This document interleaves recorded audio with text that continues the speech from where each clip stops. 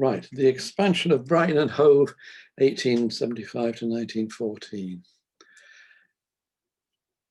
It was originally meant to be a talk done on the 1st of April, following the annual general meeting of the Regency Society as the John Small lecture. Unfortunately, as you know, COVID played a rather nasty April Fool's trick.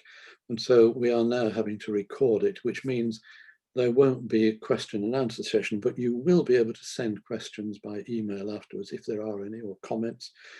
And of course, because it's recorded, if you want to pause, you can, and you can even walk away and nobody will know. So this is what we're talking about. The idea was to have a sort of general overview of the sort of activity that went on in Brighton and Hove during that period. It's more breadth than depth, but it's to try to give an overall impression of what went on. Which, of course, the two words that are most thought of in this period were Victorian and dynamic. It was a period that was of constant improvement. A lot of legislation was put in nationally and locally to that effect. It was very expansive, I mean, literally in the same sense of a lot of building and development that went on. And it was a very entrepreneurial period as well. And we had one of the great entrepreneurs here in Brighton. Some of that legislation was national. The Education Act that created board schools was passed in 1870, the famous Foster Education Act.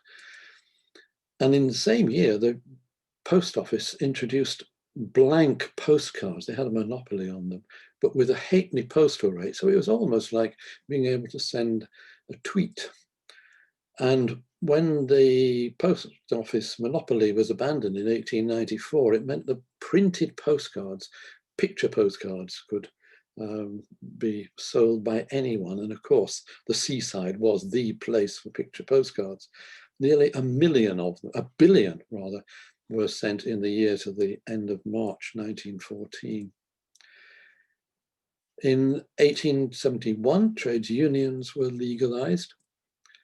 In 1872, the Licensing Act introduced the concept of licensed premises and, by default, off licenses.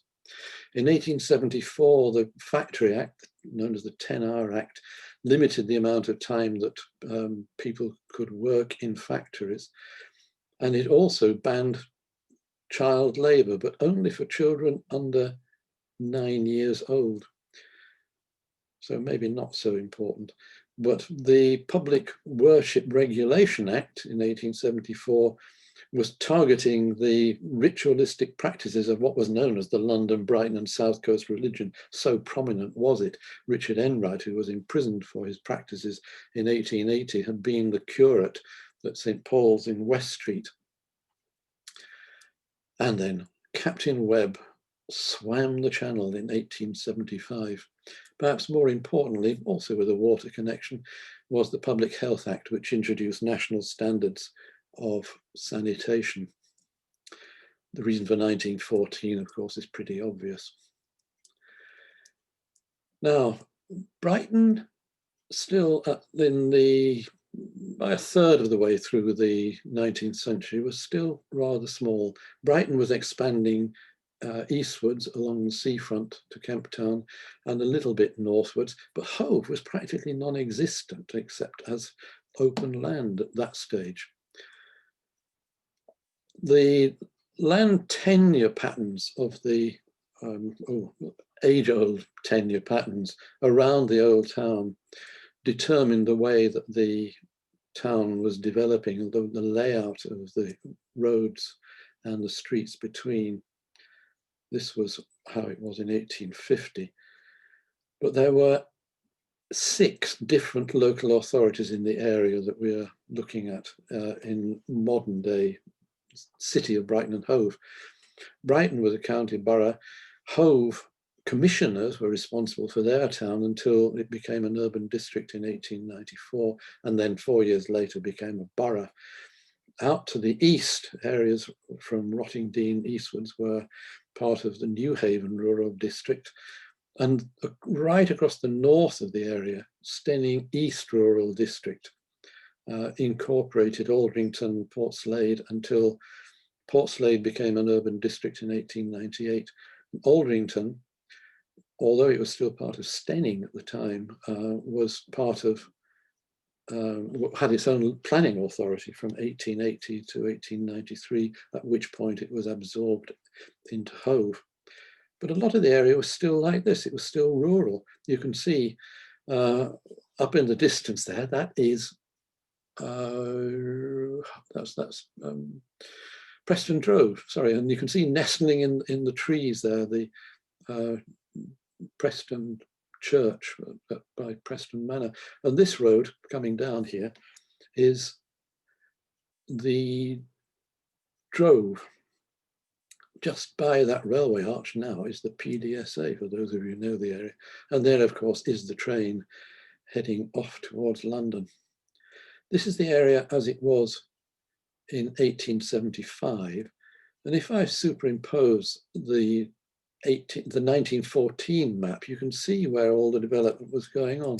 I'll take that out again. And you can see that it is all around the central area, gradually spreading, particularly north and west. And you can see here the areas that were developed, the patches that were developed. And we'll look at those in a moment. But so dense was that the population density as a whole within Brighton increased tenfold during the century, from 1800, when there were 2 persons per hectare, to 20 at the end of the century in 1900.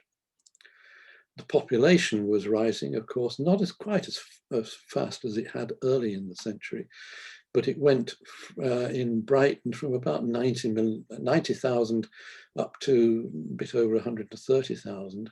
Hove kept pace, but from a lower start, from about 15,000 up to more than 60,000. But if you put the two together, there was an 86% increase between 1871 and 1911. House building wasn't quite so consistent. It reached a peak in Brighton in 1880.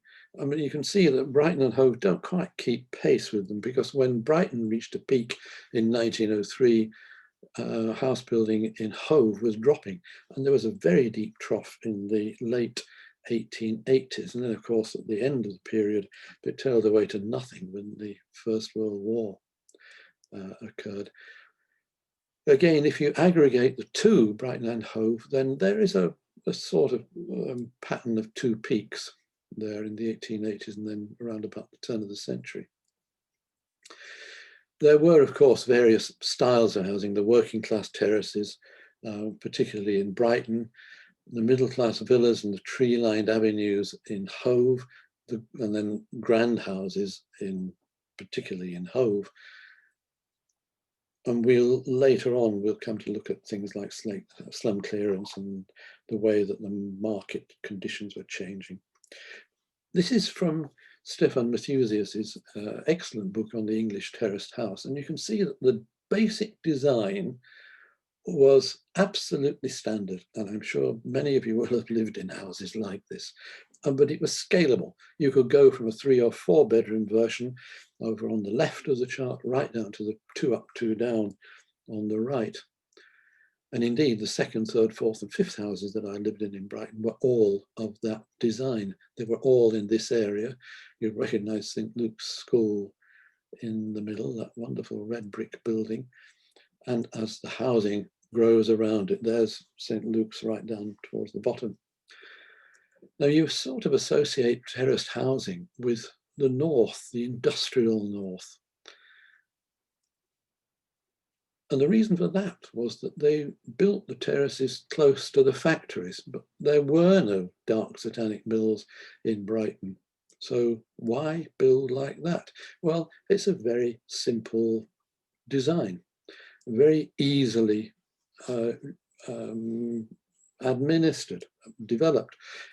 If you take these 2 basic layouts, on the ground floor, you've got the front parlor, you've got the back dining room, living room, the kitchen, and outside WC, Upstairs, you've got 2 bedrooms and a bathroom, or you might have 3 bedrooms and a bathroom carved out of the large front bedroom. If you take that basic floor plan, and next door you build the mirror image, and then you repeat, and you repeat, and you repeat, and you repeat, and you end up with terraces like that. Now, the areas in which the development was happening in Brighton were, this was perhaps the earliest. It began particularly in the area between Elm Grove and the extramural cemetery, and then a little bit later, around the turn of the century, across on the east side of Lewis Road, opposite Preston Barracks. And you can see there the way it developed on both sides of the cemetery, but here, south of the cemetery, you can see the density of the development. Every square yard is being brought into use. Oh, sorry, Preston is the area that was almost completely empty. You can see where the drove is that I showed you the picture of earlier. And here is slightly less dense and some larger houses built along Preston Park Avenue, but it's still that same pattern of building terraces. This is the area to the west of the railway line, between the railway and the municipal boundary, which is Dyke Road. And this was developed a little bit later in a slightly different way. There are 2 crescents there. There's Tivoli Crescent and Ingwood Crescent. And around Queen's Park, I've put dates on this so that you can see it developed over quite a long period, over slightly more than a quarter of a century.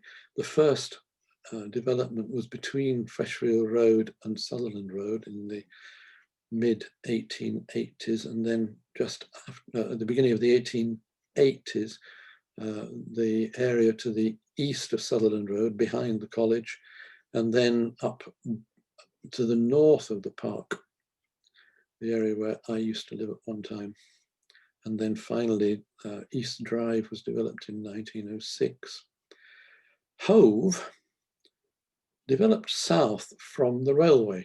You can see between the letters P and R up there, Cliftonville Station, and it grew south from there and developed up from the seafront as well. But this infill of the area now known as Poets' Corner was started in the 1880s, but particularly completed around the turn of the century. The area to the north of the railway, up in the top left corner there, the area where the streets are named after painters rather than poets, developed just at the beginning of the 19th century. Aldington, those numbers down the left-hand side are not thousands, they're not even hundreds, they are individual numbers. The population in 1841 was 1, and it doubled to 1851 to 2. It was 7 by 1861, and then 27 by 1871. But as you can see, it was beginning to be laid out for development, but it was its own estate, developed in a more consistent way than most of the rest of what is today the city. And it had its own planning authority from 1880 until it was absorbed into Hove in 1893. And you can see how grid-like Hove, Aldrington, and across towards Portslade is. The roads leading east-west form the basis of the grid, like the weft or the warp, whichever it is, with the other roads running north-south in between, except for the area around Poets' Corner in Aldrington, where the roads run east to west. Quite why. It was a lower class area, dare I say. There were, of course, the grand houses, they didn't really begin in Hove, which is where you might think. They started just outside the then boundary of the borough of Brighton in Withdean. This is the entire Withdean estate. It's a huge area that stretches from Brighton up to Patcham, just at the top there. But you can see that the area was ripe for development. This was an idea in the 1840s for an area called Roe Park, named after William Roe, who had bought the estate in 1794. And it was designed by Eamon Henry Wiles, but never actually built. Whereas these properties were. The green shaded areas were sold off, but most of the rest were on long leases. They were very canny, but there was no large-scale development of terraced housing, for example, in the area at all. It was interesting that it was two women who were responsible primarily for selling off the estate. And you can see the layout of Surrendon Crescent there, which hadn't at that stage been developed. The development did move west to the bottom of Dyke Road Avenue. And you can see there in the middle, lower middle, there's an area called Uplands, which was for this house, designed by Clayton and Black in 1885 for Lord Newlands, who was the uncle of Winston Churchill's wife, Clementine. It's still there. It's now called Barrowfield Lodge, and it's in the middle of the Barrowfield estate, which was built from the early 1930s onwards under the supervision of the architect Harold Turner. The big houses that you think of in the city, however, tend to be the ones in Hove. These are unlike many of the ones in London Road in Withdean. These have survived. This is 3rd Avenue. And there were other big houses up the drive, for example. Public works, generally for the benefit of all, included the main parks. Preston Park had been bought from the Stanford estate in 1883 and opened the following year. Queen's Park opened 8 years later in 1892. It was opened by the mayor, Sir Joseph Hewitt, there in his ermine, no, they're not ermine, are they? Because they're dark coloured. And he was also still the mayor 2 years later, when he opened Blakers Park on land that had been given to the town by Alderman J.G. Blaker. Churches, places of worship, were also flourishing around this period. It was still a very religious period, of course. And although there were quite a lot of churches, the expansion of the towns meant that there were more churches that had to be built for the growing population. St. Leonard's Church in New Church Road in Aldington had been derelict, and that was rebuilt to a design by R.C. Carpenter in 1877-78. Perhaps the most important of the churches was All Saints on the Drive, designed by Pearson, who had also designed St. Barnabas's in Sackville Road a little earlier. But there were many churches built in this period.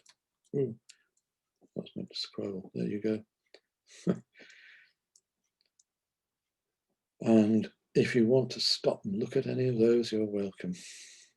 Well, the Anglicans led the charge with 21 new churches and Methodists 10. This is like football results, isn't it? But there were 64 churches altogether. 34 of them are still in use for worship. 15 of them have been repurposed mainly for residential use, and the other 15 were either demolished or, in one case, burnt down. Another cemetery was built. The original cemetery, of course, is the one near St. Nicholas's Church at the bottom of Dyke Road. The next was the extramural cemetery up Lewis Road, and this is the one off Hartington Road, the Brighton and Preston Cemetery, in this Gothic revival style. The 1870 Education Act that created the board schools included the Brighton School Board, and Thomas Simpson was appointed architect. The boards of Brighton and Preston merged in 1878, and Simpson and his son, who joined the business a little bit later as an architect, designed 9 schools. And in 1903, the son, John, or later Sir John Simpson, drew some of them for building news, and you can see how they match up with the schools that survive. Stanford Juniors, Preston Road School, which is no longer a school, it was a technical college for a long time, Elm Grove, and I think the masterpiece is St. Luke's.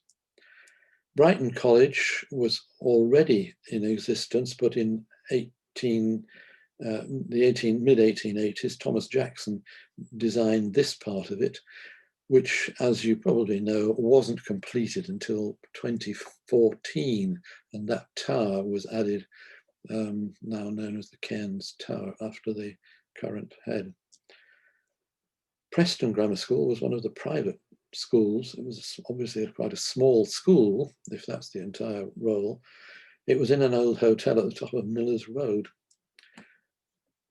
Tertiary education, as we would call it now, Brighton School of Art and Science, designed by another local architect, Gibbons, in Grand Parade in 1876. Slum clearance began following this report in 1849 by Edward Creasy, who was the superintending inspector of the General Board of Health. One of the most important areas, although there were several that were picked out in his report, this is the area on the right that shows Pimlico and Thomas Street. They were removed and replaced with Tichborne Street. A little later, the momentum began to pick up during the time when sanitary conditions were particularly under fire. This is an area off between Edward Street and Carlton Hill. I don't think these drawings really do justice to the squalor. They're almost picturesque, aren't they?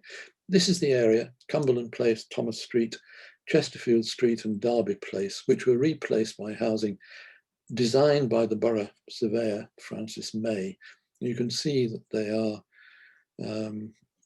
following that absolutely basic pattern that we saw before.